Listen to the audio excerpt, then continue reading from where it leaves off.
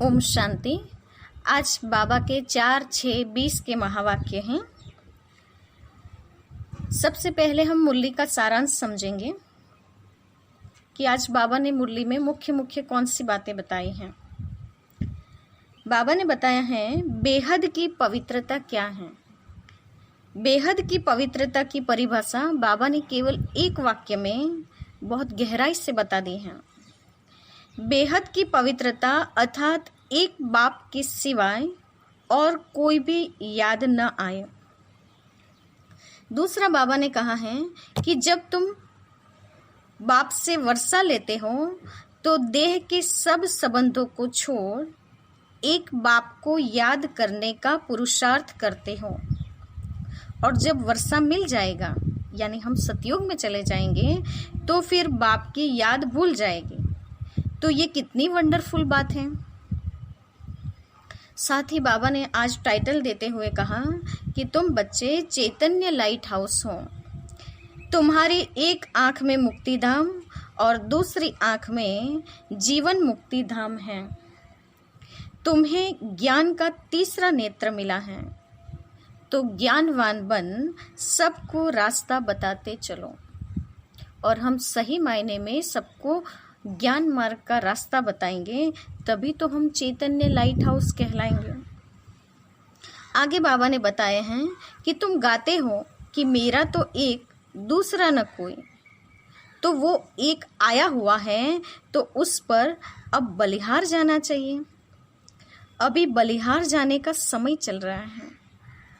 आंखों से भल किसको भी देखो, घूमो फिरो, सिर्फ आत्मा को अपने एक मासूक की याद में रहना है और फिर अपने को चेक करना है कि पूरा दिन श्री बाबा की याद कितनी रही।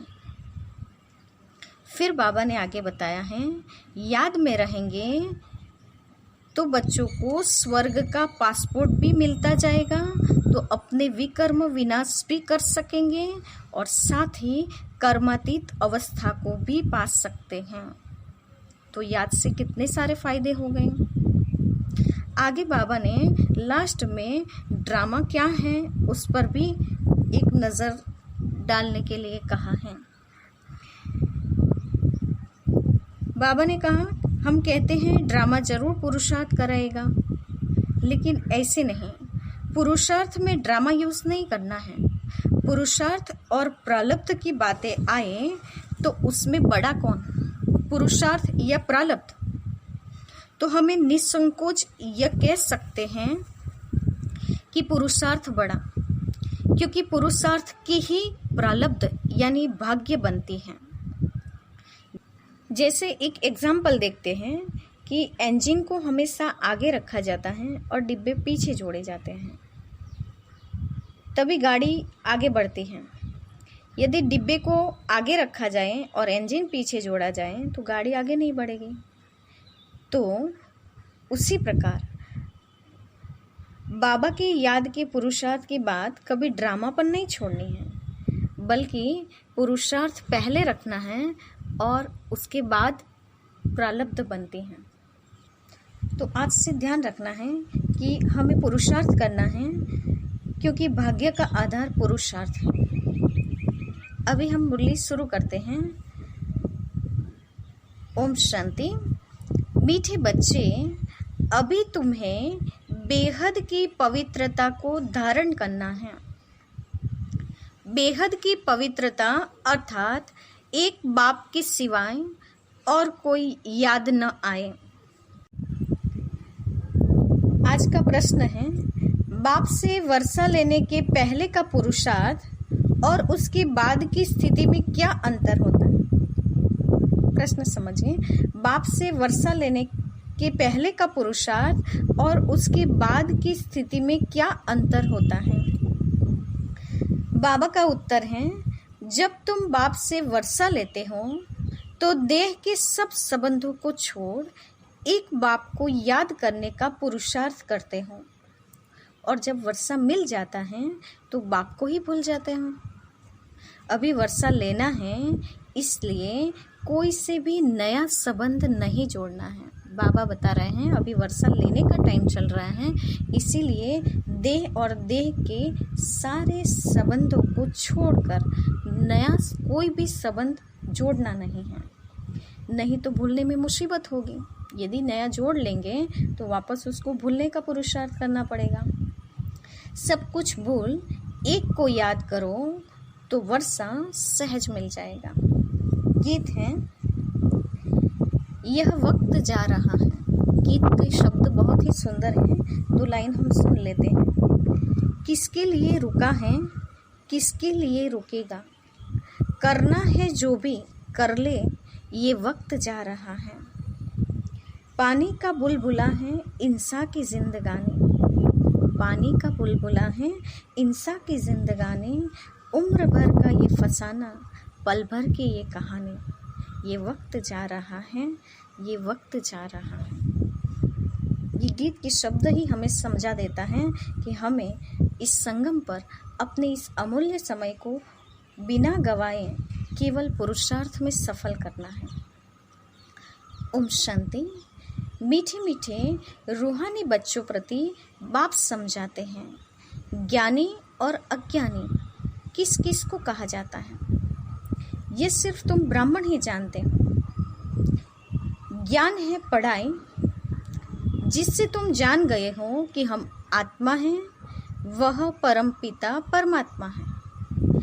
तुम जब वहाँ से मधुबन आते हो तो पहले जरूर अपने को आत्मा समझते हो। हम जाते हैं अपने बाप के पास। बाबा शिव बाबा को कहते हैं, शिव बाबा है प्रजापिता ब्रह्मा के तन में, वह भी बाबा हो गया। तुम घर से निकलते हो तो समझते हो हम बाप दादा के पास जाते हैं। तुम चिट्ठी में भी लिखते हो बाप दादा, शिव बाबा, ब्रह्मा दादा, हम बाबा के पास जाते हैं। यानी शिव बाबा और ब्रह्मा बाप दोनों इकट्ठे हैं तो उसे बाप दादा कहा जाता है। बाबा कल्प कल्प हमसे मिलते हैं। बाबा हमको बेहद का वर्षा देते हैं, बेहद पवित्र बनाए। पवित्रता में हद और बेहद है।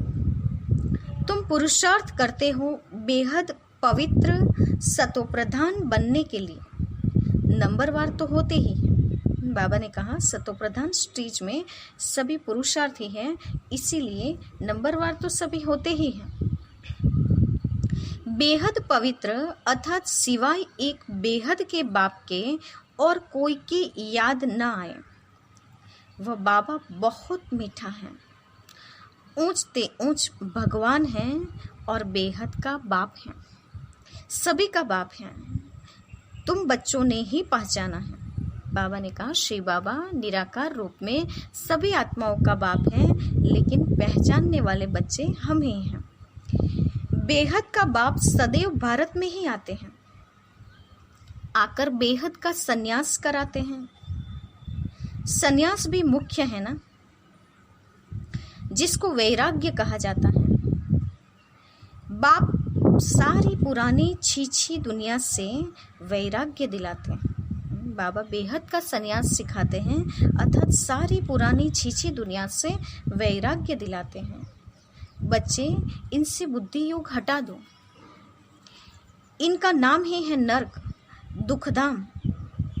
खुद भी कहते रहते हैं, कोई मरता है तो कहते हैं स्वर्गवासी हुआ, तो नर्क में था ना। बाबा ने कहा इंसान खुद भी स्वीकार करता है कि कोई मर जाता है तो कहते हैं वो स्वर्गवासी हुआ, तो जरूर इसका मतलब यही होता है कि वो नर्क में था अभी तक। अभी तुम समझते हो यह जो कहते हैं वह भी रॉन्ग है। बाप राइट बात बताते हैं स्वर्गवासी बनने के लिए। अभी ही पुरुषार्थ करना होता है। स्वर्गवासी बनने के लिए भी सिवाय बाप के और कोई पुरुषार्थ करा न सके। बाबा ने कहा दुनिया में स्वर्गवासी बनने का पुरुषार्थ एक बाप के सिवाय दूसरा कोई भी नहीं करा सकता। तुम अभी पुरुषार्थ कर रहे हो 21 जन्मों के लिए स्वर्गवासी बने। बनाने वाला है बाप। उनको कहा ही जाता है हेविनली गॉड फादर। खुद आकर कहते हैं बच्चों, हम पहले तुमको शांति धाम ले जाऊंगा। मालिक है ना। शांति धाम जाकर फिर आएंगे सुखधाम में पार्ट बजाने। हम शांति धाम जाएंगे तो सब धर्म वाले शांति धाम जाएंगे। बाबा ने कहा हम सबसे इस सृष्टि के बड़े हैं, पूर्वज हैं। हम शांति धाम जाएंगे तो हमारे पीछे सब धर्म फॉलो करते हुए शांति धाम जाएंगे। बुद्धि में यह सारा ड्रामा का चक्र रखना है। हम सब जाएंगे शांति धाम, फिर हम ही पहले आकर बाप से वर्षा पाते हैं। बाबा ने कहा ये चक्र फिरता है। हम पहले शांति धाम जाएंगे, फिर पहले पहले नीचे आएंगे और बाप से वर्षा भी पहले पहले लेंगे। जिससे वर्षा पाना होता है उनको याद जरूर करना है। बच्चे जानते हैं वर्षा मिल जाएगा तो फिर बाप की याद भूल जाएगी। बाबा कहते हैं अभी वर्षा लेना है, इसलिए बाप को याद करना है। दूसरा कोई नया संबंध नहीं बनाना है, केवल बाप की याद में रहना है। लेकिन जब बच्चे को वर्षा मिल जाएगा तो बाबा की याद भूल जाएगी। वर्षा बहुत सहज रीति मिलता है। बाप सम्मुख होकर कहते हैं मीठे बच्चों, तुम्हारे जो भी देह के संबंध हैं सब भूल जाओ। भगवान वाच, भगवान अंडरलाइन के साथ बता रहे हैं मीठे बच्चों, तुम्हारे जो भी देह के संबंध हैं सब भूल जाओ। अभी कोई नया संबंध नहीं जोड़ना है। अगर कोई भी संबंध जोड़ेंगे तो फिर उनको भूलना पड़ेगा। समझो बच्चा व बच्ची पैदा हुई तो वह भी मुसीबत हुई, एक्स्ट्रा याद बढ़े ना। बाबा क्या कहते हैं, कोई बच्चा या बच्ची पैदा हुई तो भी मुसीबत है, क्योंकि एक्स्ट्रा याद बढ़ गई, एक संबंध और नया जुड़ गया। यहाँ पर बाबा का कहने का भाव ये है कि संबंधों के हर कर्तव्य या फर्ज को निभाते हुए भी हमारा बुद्धि का तार, बुद्धि योग एक बाप से जुड़ा रहना चाहिए। बाप कहते हैं सबको भूल एक को याद करना है। वही हमारा माता पिता, टीचर, गुरु आदि सब कुछ है। एक बाप के बच्चे हम भाई बहन हैं। चाचा मामा आदि का कोई संबंध नहीं। यह एक ही समय है जबकि भाई बहन का संबंध ही रहता है। ब्रह्मा के बच्चे शिव बाबा के बच्चे भी हैं,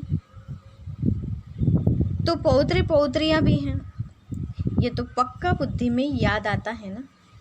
नंबरवार पुरुषार्थ अनुसार स्वदर्शन चक्रधारी तुम बच्चे चलते फिरते बनते हो।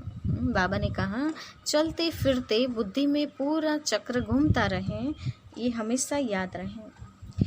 तुम बच्चे इस समय चैतन्य लाइट हाउस हो।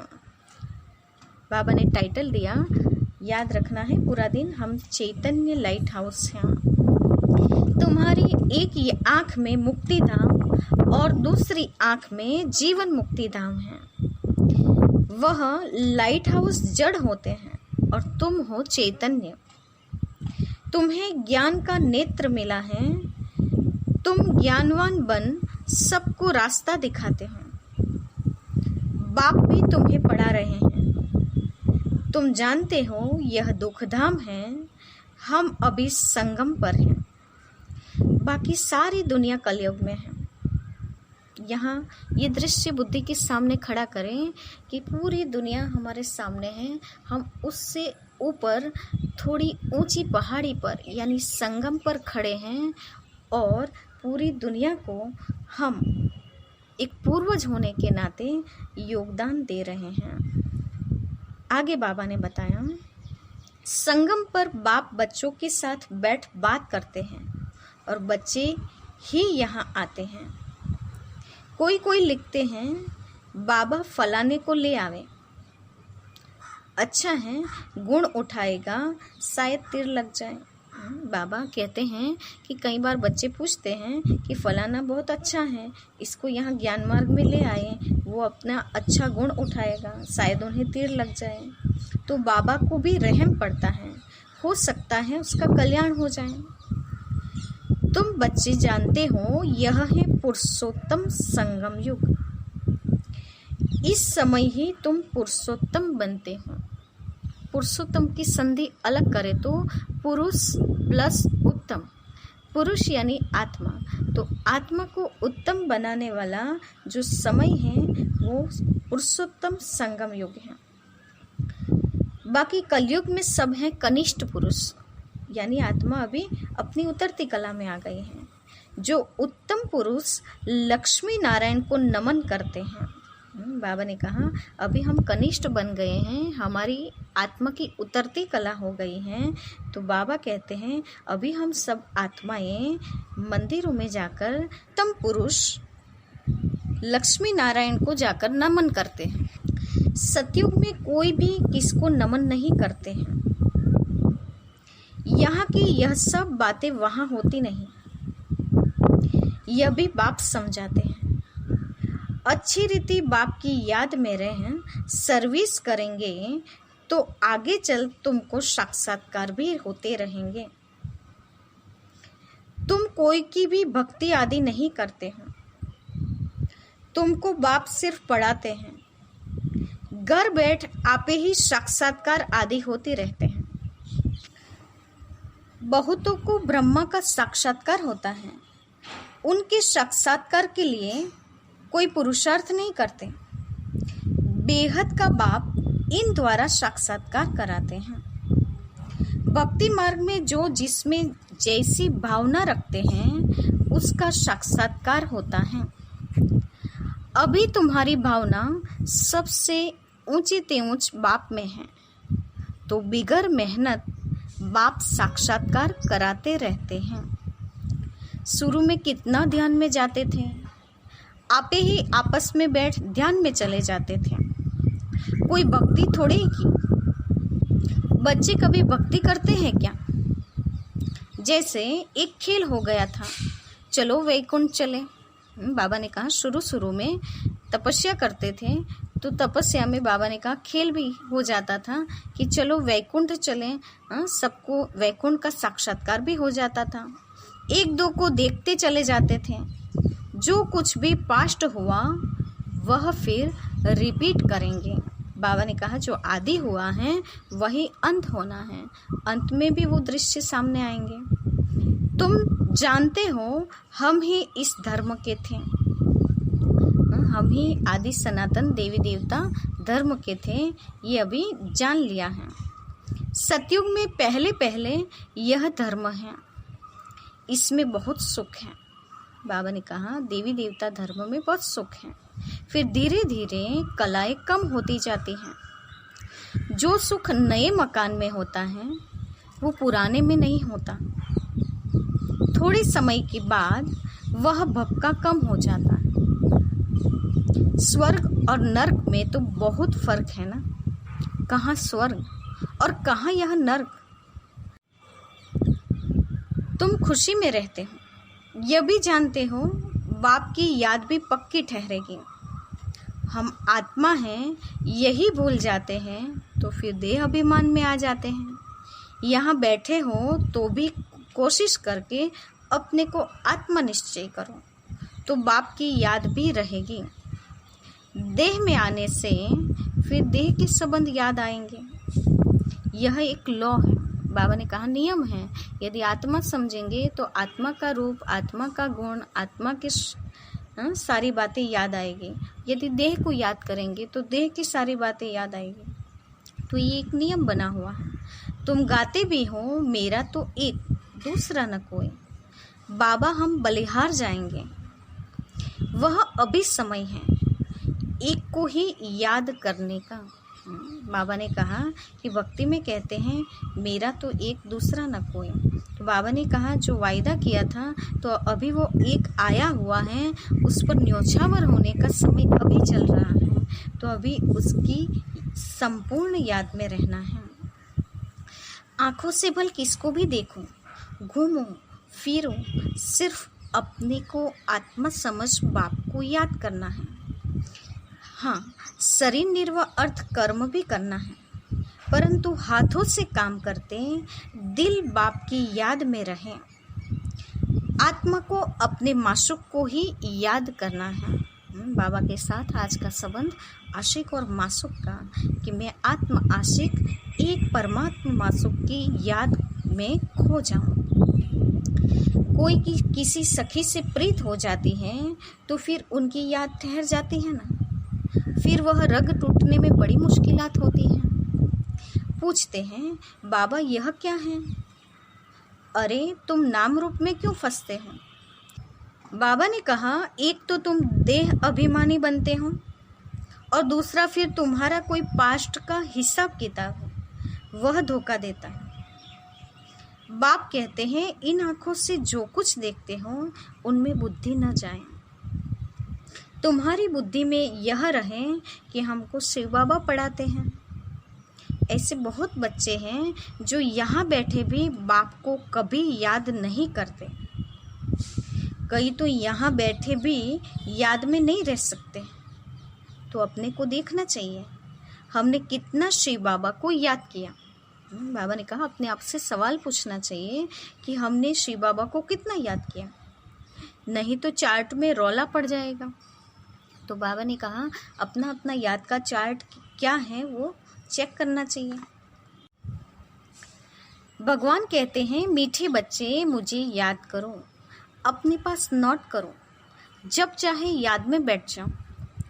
खाना खाकर चक्र लगाए 10-15 मिनट आकर बैठ जाओ याद में, क्योंकि यहाँ कोई गोरख धंधा तो है नहीं। फिर भी जो कामकाज छोड़कर आए हो वह कोई कोई की बुद्धि में आता रहता है। बड़ी जबरदस्त मंजिल है। तब बाप कहते हैं अपनी जांच करो। बाबा कहते हैं जब मधुबन जाते हैं तो खाना खा के चक्र लगा के बाबा कहते हैं थोड़ी देर याद में बैठ जाऊं, क्योंकि वहाँ कोई गोरख धंधा नहीं है। लेकिन बाबा ने कहा फिर भी कईयों की बुद्धि धंधे आदि में चली जाती है, क्योंकि बाबा ने कहा यह मंजिल बड़ी ऊंची है। यह तुम्हारा मोस्ट वैल्यूबल टाइम है। भक्ति मार्ग में तुमने कितना टाइम वेस्ट किया है, दिन प्रतिदिन गिरते ही रहते हो। कृष्ण का दीदार हुआ, बहुत खुशी हो जाती है, लेकिन मिलता तो कुछ भी नहीं। बाप का वर्षा तो एक ही बार मिलता है।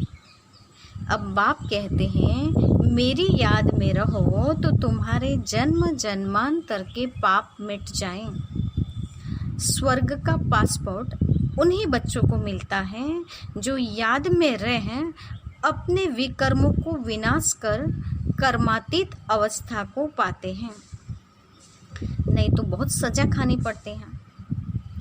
बाबा और भी राय देते हैं अपने ताज व तख्त का फोटो अपने पॉकेट में रख दो तो भी याद रहेगी। बाबा याद कैसे रखनी है इसकी उपाय या युक्तियाँ बताते हैं, इनसे हम यह बनते हैं। बाबा ने कहा ऐसा अपना स्वर्ग का देवताई फोटो बनाकर अपने पॉकेट में रखो, उसे बार बार देखते रहो, तो भी बाबा ने कहा बाप और वर्षा याद आता रहेगा। जितना देखेंगे उतना याद करेंगे, फिर उसमें ही मोह लग जाएगा कि हम यह बन रहे हैं नर से नारायण। चित्र देखकर खुशी होती रहेगी, शिव बाबा याद आएगा। यह सब पुरुषार्थ की युक्तियां हैं। कोई से भी तुम पूछो सत्यनारायण की कथा सुनने से क्या होता है। बाबा ने कहा किसी से भी जाकर पूछो कि सत्यनारायण की कथा सुनने से क्या होता है। हमारा बाबा हमको सत्यनारायण की सच्ची कथा सुना रहे हैं। कैसे 84 जन्म लिए हैं, वह भी हिसाब तो चाहिए ना। सब तो 84 जन्म नहीं लेंगे। दुनिया को तो कुछ भी पता नहीं है, ऐसे ही मुख से सिर्फ कह देते हैं। इसको कहा जाता है थ्योरेटिकल। यह है तुम्हारा प्रैक्टिकल। बाबा ने कहा दुनिया में तो थियरी समझाई जाती हैं और अभी हम बाबा कहते हैं तुम तो प्रैक्टिकल में ये सब कर रहे हैं। अभी जो हो रहा है उनके फिर भक्ति मार्ग में पुस्तक आदि बनेंगे। बाबा ने कहा अभी तुम जो चरित्र बना रहे हो उसके ही बाद में भक्ति मार्ग में पुस्तक बनेंगे। तुम स्वदर्शन चक्रधारी बनकर विष्णुपुरी में आते हो। यह है नई बात। रावण राज्य झूठखंड, फिर सचखंड राम राज्य होगा। चित्रों में बड़ा क्लियर समझाया है। अभी इस पुरानी दुनिया का अंत है। 5000 वर्ष पहले भी विनाश हुआ था।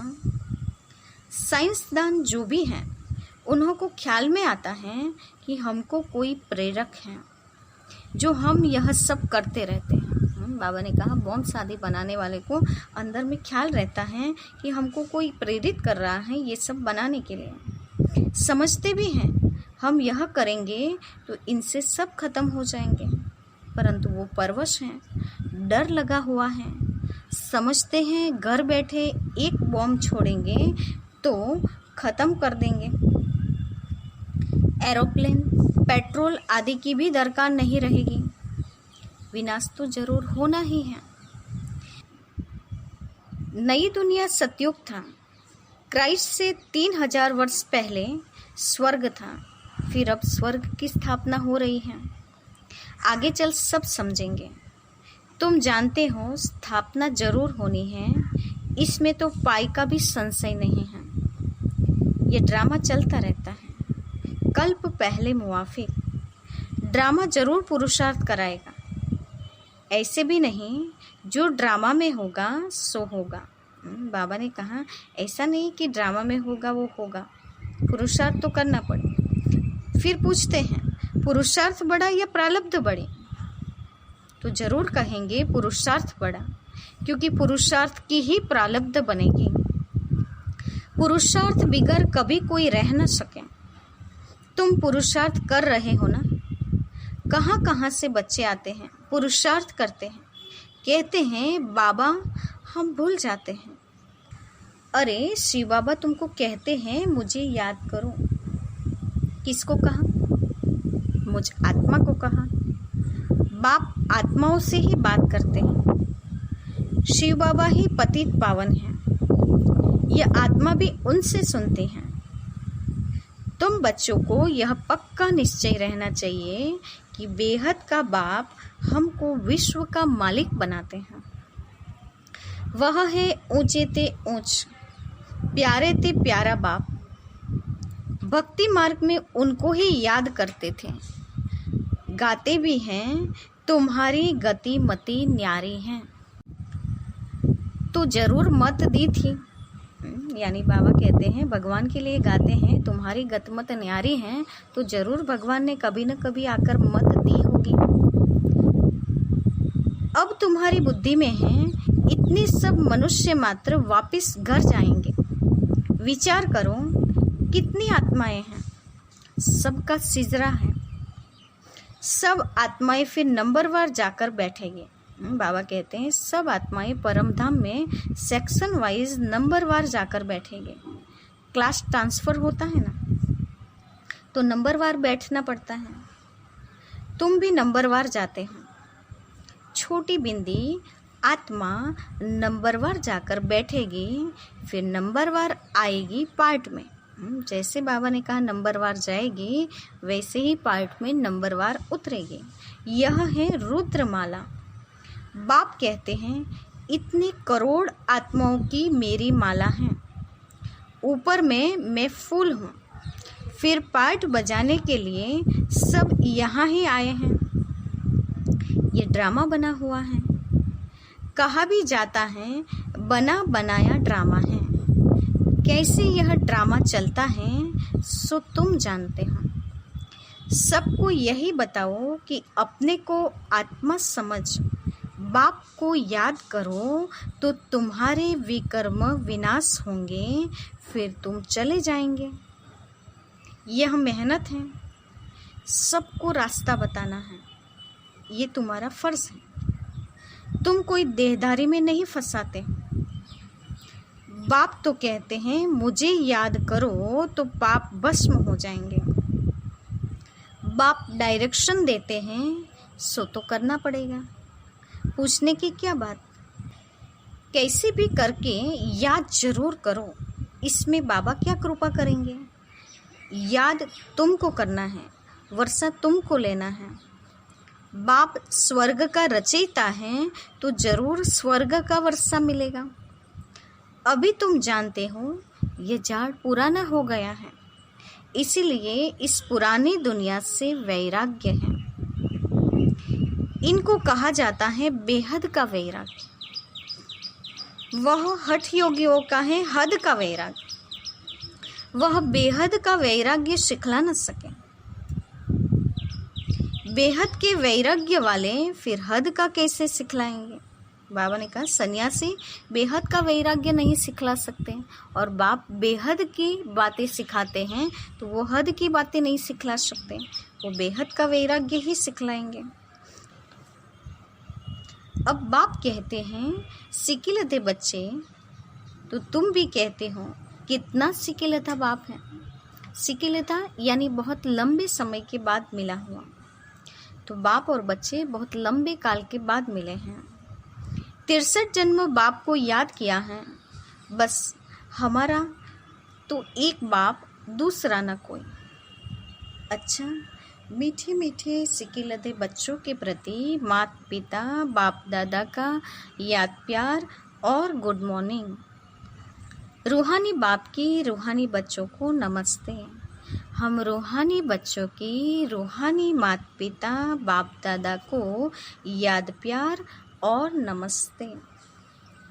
पूरी मुरली का धारणा युक्त मुख्य सार।